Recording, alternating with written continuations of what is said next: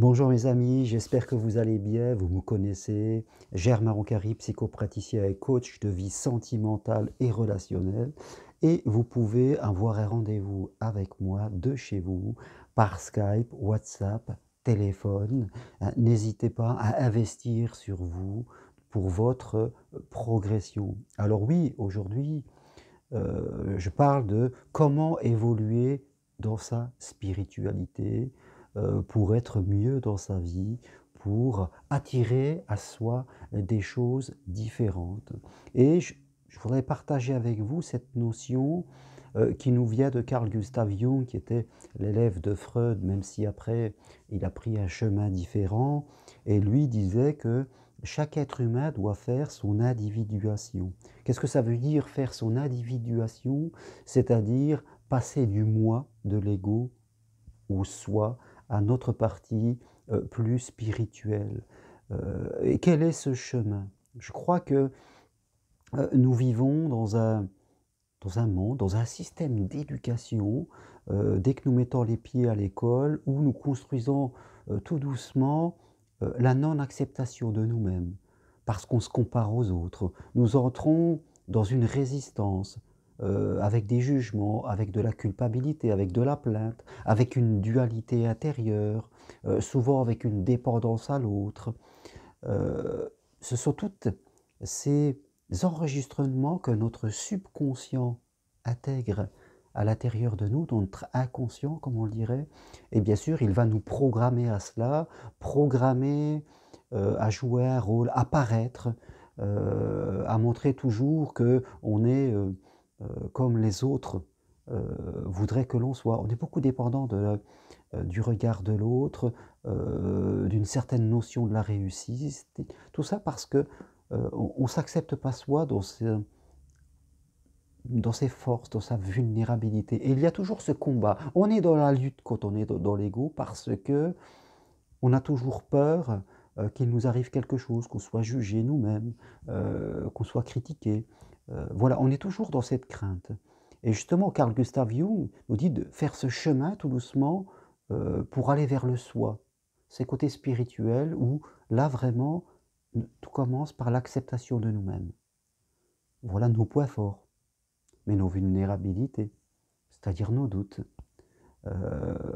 Avoir un certain détachement par rapport aux événements intérieurs, être dans le non-jugement, se sentir responsable de la vie, de sa vie, ne plus dire que c'est les autres, être plus dans un calme et dans une unité intérieure, quoi qu'il se passe à l'extérieur. C'est ce chemin qu'il faut faire. Vous voyez, tout être humain a besoin de sécurité. Tout être humain veut éviter de souffrir. Et en amour, c'est très présent. Donc on veut se construire une sécurité. Mais souvent, la sécurité, on va la construire sur des choses extérieures à nous. Du matériel, bien sûr, de l'argent, des critères. On va inviter des personnes pour être avec d'autres. On va construire vraiment des diplômes parfois. Tout ça, c'est de la sécurité extérieure. Ça a son utilité.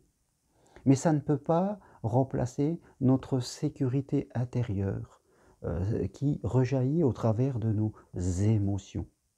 La sécurité qui vient, je dirais, de notre inconscient. Cette acceptation qui est un sentiment. L'acceptation, c'est un sentiment. Je m'accepte tel que je suis, avec ma lumière, avec mon ombre, avec toutes mes différentes facettes, et je ne me sens pas contredit par l'autre, même s'il pense différent de moi.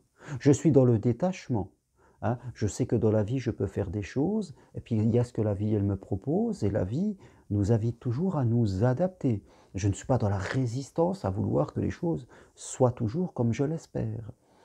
Je suis dans le non-jugement, alors même que je vis dans un monde de jugement, parce que les autres critiquent tout cela, mais moi, je sais que ma parole a un pouvoir et j'y fais attention. Je me sens responsable de ma vie, je fais des choix, et je travaille pour les créer. Je ne dis pas que c'est toujours l'extérieur qui ne va pas. Et je me sens plus calme à l'intérieur. Je me sens plus en unité. Comme il est souvent dit, nous sommes vibration, mes amis. Et quand je suis dans le moi faible, dans l'ego, eh bien, je ne vais pas vibrer de la même façon que quand je suis connecté à mon soi. Le soi, il est plus calme, parce que sa sécurité vient de l'intérieur.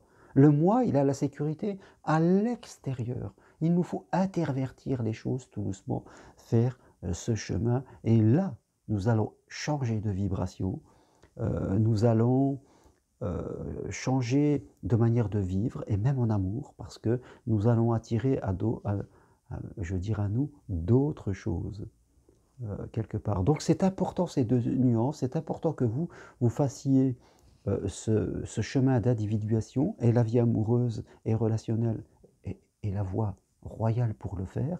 Tant que vous restez dans l'ego, c'est-à-dire dans les peurs, dans les critères, dans la résistance, eh bien vous allez attirer à vous tout ce que vous désirez éviter. La seule façon de se protéger, ça sera de s'enfermer dans un bunker.